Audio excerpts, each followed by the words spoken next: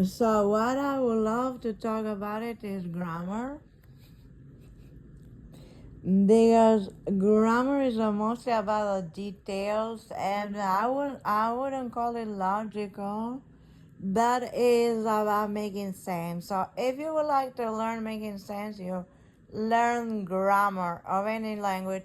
The problem is that different languages have different grammars and different grammar rules. For example, Latin languages, mostly Mostly in Europe, Latin languages have an order of the conjugations of the verbs. The names that are classified as feminine or masculine have a regular suffixes.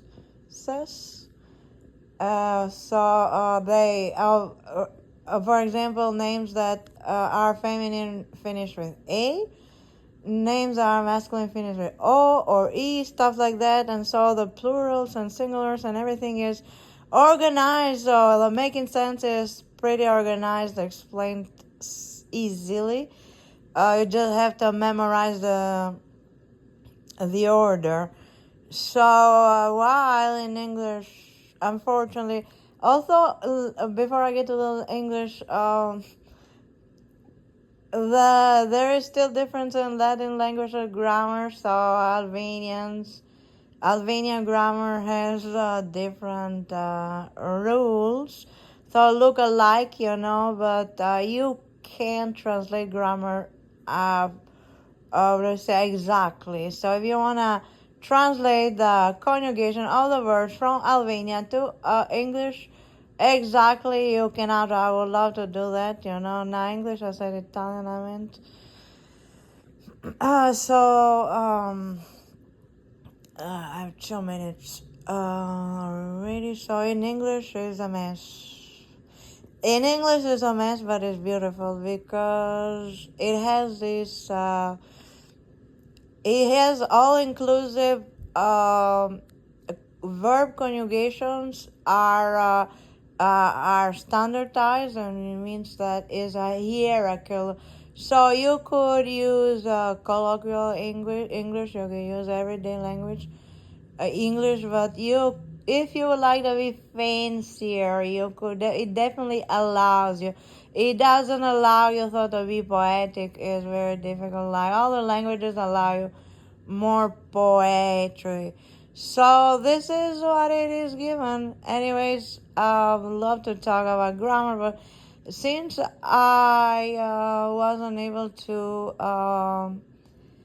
find the books because I have problem with Kindle here. I have to download the books and I have to bring the Wi-Fi downstairs and a lot of motion. So I was thinking that I could say this. So in terms of study, at least in Latin language, the grammar is divided in syntax and meta. Alright, I forgot the other word. I don't remember syntax. So, third syntax is concerned with proposition, which is a sentence or a phrase. Proposition is about the subject, object, and the predicate. The predicate is the verb. It doesn't have to be a single verb. It can be amplified. And so while the I forgot, whatever. I forgot right now. I can picture it. So the other one is concerned with the words. Words are classified usually as names, adjectives, adverbs. Don't think there is a definition of verb. Could be classified as verbs. I don't quite remember, but there is a list how the words are classified.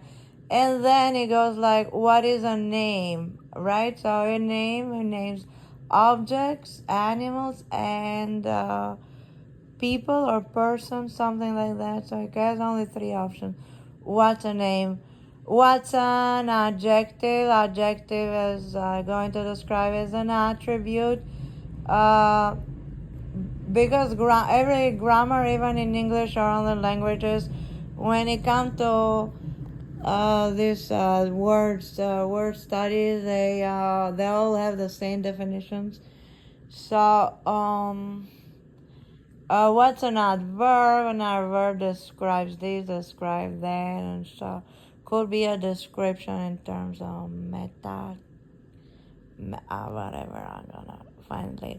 So syntax and the other one is both what how grammars are studied and organized. And so only to study these two is not easy. You have to be very interested. You have to have an interest to study it. And then first thing you study grammar, and then you get the words. If you want to study the meaning of words, is another thing, because you're gonna have to know that the words have prefixes and suffixes and derivations. So derivations like adjectives, as you can say white, whiter, whitest, stuff like that, which are degrees of adjective. And if you study the words of the family and stuff like that, you're going to get to the meaning is another thing, because English, the dictionary is immense, it's huge. So you basically, I don't know whether it's a question of time or interest, but anyways, it looks like it's needed anyway. So bye bye, see you later.